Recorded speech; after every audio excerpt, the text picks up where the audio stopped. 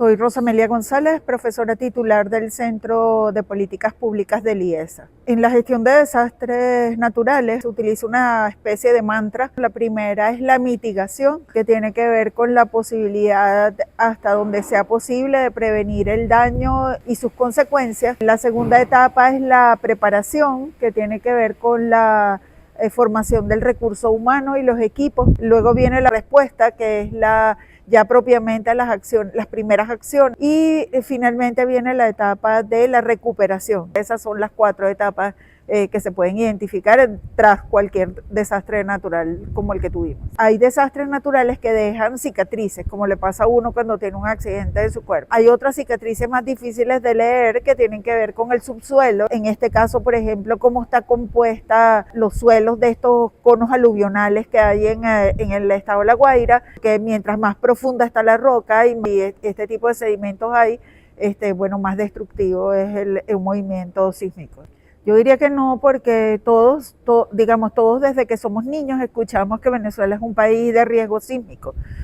Sin embargo, a diferencia de lo que sucede en otros países, eso no está como internalizado. En la etapa de preparación, una de las cosas más importantes es la educación a la colectividad sobre este tema. ¿Qué hacer? ¿Cómo organizarse a las primeras de cambio? Esas son todas cosas que, por ejemplo, en países como México, como Chile, están ya en el ADN de las personas, se les ha formado, la gente sabe qué hacer tras el desastre. Ojalá esa sea una de las lecciones que aprendamos después de esta tragedia y sepamos organizarnos en ese sentido.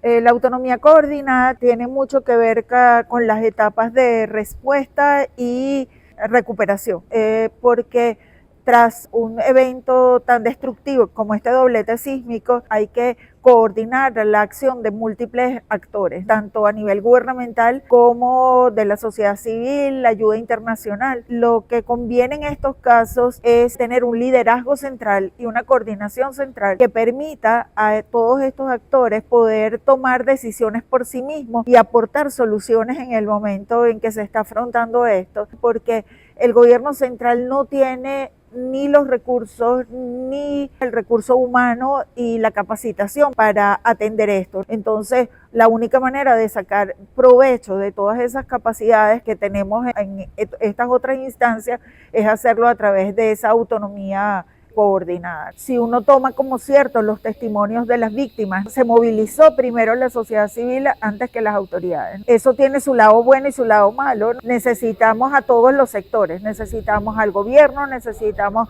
a la empresa privada y necesitamos a la sociedad civil.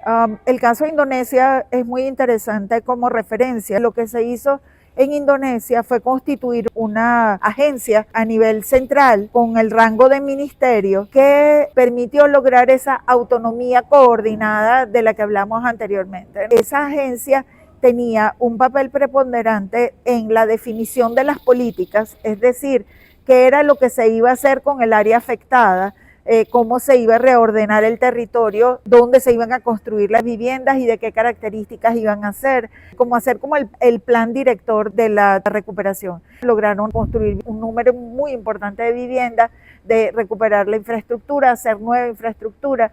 Inclusive hay un logro que es muy interesante de eso, porque dicen que esta unidad abrió el camino para que se firmara un acuerdo de paz en Indonesia, que venía de un periodo de alta conflictividad militar. Las zonas rojas son zonas donde definitivamente no debería hacerse nada. Si nosotros unimos los efectos del deslave con los efectos de este doblete sísmico, queda claro que hay unas zonas que son extremadamente vulnerables en el estado. Entonces, en esas áreas no debería hacerse nada, o sea, salvo recreación, parques naturales para que sirvan para regular los flujos hídricos de la zona en caso de lluvias extremas, pero sí evitar en lo posible que se hagan de nuevo desarrollos en esa zona. Eso es muy importante porque bueno, digamos, El presupuesto público requiere transparencia, pero las donaciones requieren doblemente transparencia, porque esos no son recursos propios, son recursos que aportan terceros, y para que esos terceros, digamos, sigan contribuyendo con Venezuela, es muy importante que esos recursos se manejen de manera transparente, que haya rendición de cuentas, ¿no? Se anunció una iniciativa de Transparencia Venezuela, que es una ONG a nivel internacional, que estructuró un portal en el cual se va a hacer seguimiento sobre todo de esos donativos internacionales. Es muy interesante ver cómo los donantes internacionales han preferido algunas organizaciones